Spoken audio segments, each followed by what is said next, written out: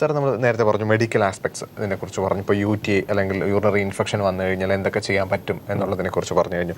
ഇതല്ലാതെ ബാക്കി എന്തൊക്കെ കാര്യങ്ങൾ അവർക്ക് വേണ്ടിയിട്ടുള്ള സഹായം നമ്മൾ ചെയ്തു കൊടുക്കും? ഒരുപാട് ഡൗട്ട് അവർക്കുള്ളത് ഒരു സെക്ഷുവാലിറ്റിയെ പറ്റിയാണ്. ഇപ്പോൾ ആരോടെയും ചോദിക്കാൻ മടി, അമ്മയോട് പോലും പോയി ചോദിക്കാൻ പറ്റത്തില്ല, അച്ഛനോട് ചോദിക്കാൻ പറ്റത്തില്ല, ഫ്രണ്ട്സിനോട് ചോദിച്ചാൽ അവർക്ക് കിട്ടുന്നതെല്ലാം ഒരു പേടിപ്പിക്കുന്ന എക്സാജറേറ്റ് ചെയ്തുള്ളതാണ്. അപ്പോൾ നമ്മൾ അവരുടെ സെക്ഷുവാലിറ്റി റിലേറ്റഡ് ആയിട്ടുള്ള ഡൗട്ടുകൾ നമ്മൾ ക്ലിയർ ചെയ്ത് കൊടുക്കും.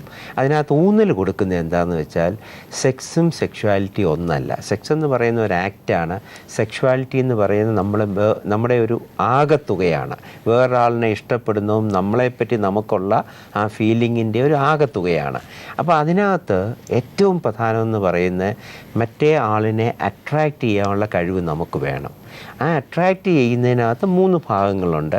ഒരു ഫിസിക്കൽ ഭാഗമുണ്ട്, നമ്മൾ ക്ലീൻ ആയിരിക്കണം, നമ്മൾ ഇച്ചിരി നന്നായിട്ട് ഡ്രസ്സ് ചെയ്യണം, നമ്മുടെ പേഴ്സണാലിറ്റി കാണിക്കണം, അങ്ങനെയൊക്കെയുള്ള ചില കാര്യങ്ങളുണ്ട്.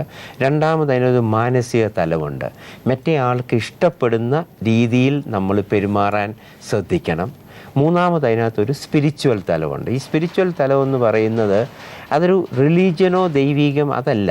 സ്പിരിച്വൽ എന്ന് പറയുന്നത് കുറച്ചുകൂടെ ഞാൻ വേറൊരാളിനെ ഹേർട്ട് ചെയ്യത്തില്ല, ഞാൻ സ്വയം ഹേർട്ടാവത്തില്ല. എൻ്റെ ഒരു വലിയ ഫിലോസഫി അതാണ്.